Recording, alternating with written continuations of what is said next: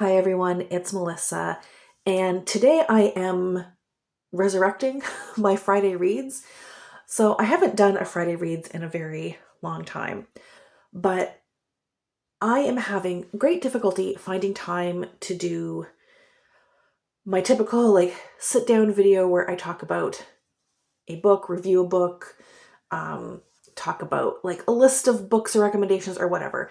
Those types of videos take longer to film than these like chatty, rambling videos. And they also take longer to edit. With the Friday reads, I typically either don't have to edit at all or have to do very minimal editing. And right now, I just simply do not have the time, energy, whatever it is, to do a lot of editing. So I thought, you know what? I haven't put a video out in a long time. I really want to. I haven't abandoned my channel. I just am having a hard time finding time to edit videos and find time to read as well. We'll get to that. So I thought, you know what? Let's do a Friday reads. Um, Not just a Friday reads. I like to insert other things like movies and TV shows and stuff I've been enjoying or just want to chat about. I used to call these Friday reads and rambles. I might change that. Please give me suggestions. I am so bad at like creative names for things. So, like Brian from Bookish used to have a Saturday Hodgepodge. Um, what's his name? Lukash from A Cruel Reader's Thesis used to do Sunday Miscellany. Just that kind of grab bag type of video. I'd like to have a name for it. Something that I can put up on the weekends that is low to no edit, where I just talk about what I'm reading, what I've read recently, what's on the docket, TV shows, movies, video games, whatever. That's what this is. So I have finished a book a few weeks ago now that I just have not had the time to do a video review of, and that's The Whalebone Theater. So that's coming when I can find the time to edit a video to do that. So that's one plan that I have. And something I'm going to start today is a reading vlog for the TBR Clear Out Readathon, which was in April. It is now May, but better late than never. I am hoping that doing that will kind of kick my butt into gear in terms of making some time for reading. So this year has been an abhorrent year, abhorrent year for me for reading. Not in terms of quality. Everything I've read has been either good or, well, mostly good. I haven't had any like stellar reads this year. But everything I've read has been good. I've enjoyed it. But just in terms of not having enough time to read, I've been having a really hard time carving out reading time. Part of that was the entire month of March was pretty much a wash for me. It was quite a stressful month, very busy month. But I haven't seemed to be able to like recover from that, even though I have a bit more time at my disposal now. But in general, it's just been a very busy year. So I have hardly read anything this year, and it's hard to make a video when you haven't read anything to talk about.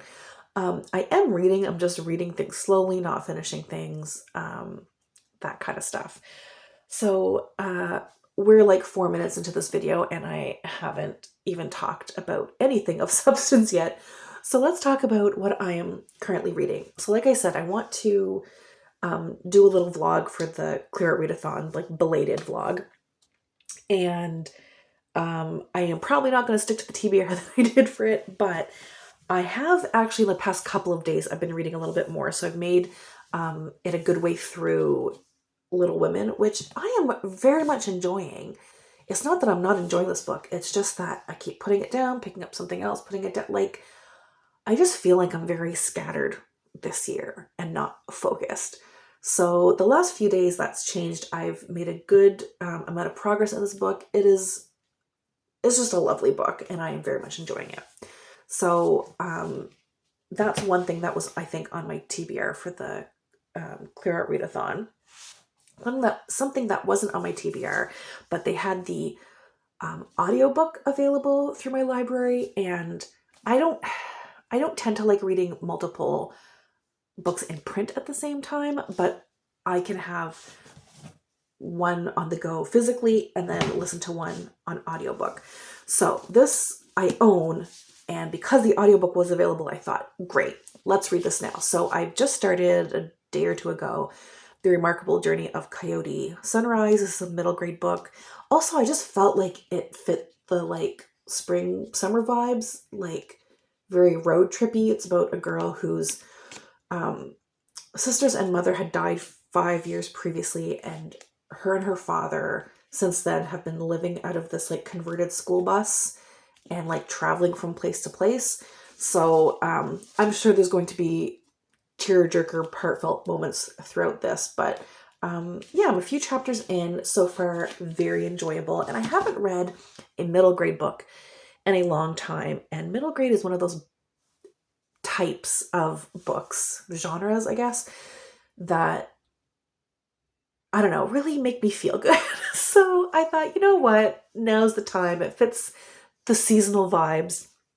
So I was really feeling that book. So I've just started that. So I'll be kind of vlogging the me going through my TBR words. What are those? I don't know. I'm out of practice, clearly. What else? I went to a little free library recently, and I don't pick up new books very often because I have so much on my shelves. I mean, new to me books, not new books, although I don't pick up those either. I just want to get my physical books, a few more of those read before I start like buying or picking up other things. But I always have a look, and this time I saw something that just looks so campy and fun. It's okay. Based on the cover and the title, it's either going to be something that's like hilarious and campy and fun, or it's going to be absolute trash. I'll probably save this for Garbogist, where we read trashy books. Because I've never really participated in Garbogist, but I've always wanted to, and I just think this fits the bill. So just look at that cover. Like, I'm sorry, what? This looks I don't know. Maybe just my own brand of humor. This looks like a lot of fun. It's called A Night in the Lonesome October. It has illustrations. Yeah, I couldn't not bring this home with me. I could not bring it home with me. So I picked that up. That's really all the bookish news I've got going on. I don't really have any movie updates. So the beginning of the year, I don't really talk about this on my channel because this is primarily books, but I do make a list of like movies I want to watch over the next year. I did it last year as well, and I watched not all of them, but I got through most of them, and I watched a lot of new to me movies. That's always the goal for me because I tend to rewatch my favorite movies over and over again and not branch out to other things. So I did pretty well last year. This year, not so much. I watched Alien for the first time, which that was beautiful. Well, beautiful. It was grotesque and scary, but loved it. Besides that, most of the movies I've been watching that are new to me have been things that my kid picks out from Netflix, which are not the best. So I haven't watched a whole lot of really good movies, or even many movies at all, besides Alien, which was great. Holds up. It was great. There's like 2 shots in that movie that look kind of corny and not great. Everything else looks fantastic. So that's really the only movie I have to update on. I watched that back in like January, I think. And for TV shows, I've been rewatching Doctor Who. I made it, so I was watching that when it was kind of airing. And we made it all the way up to not the David Tennant, what's his name? Peter Capaldi season. And it's nothing against Peter Capaldi. I liked him. I didn't even mind the like personality shift because he became kind of like a bit of a crotchety doctor. I didn't mind that either. The Doctor's personality changes through generations, right? And I could have got behind a season of, okay, this doctor is going to be like the crotchety doctor. Like, this is what we're getting now.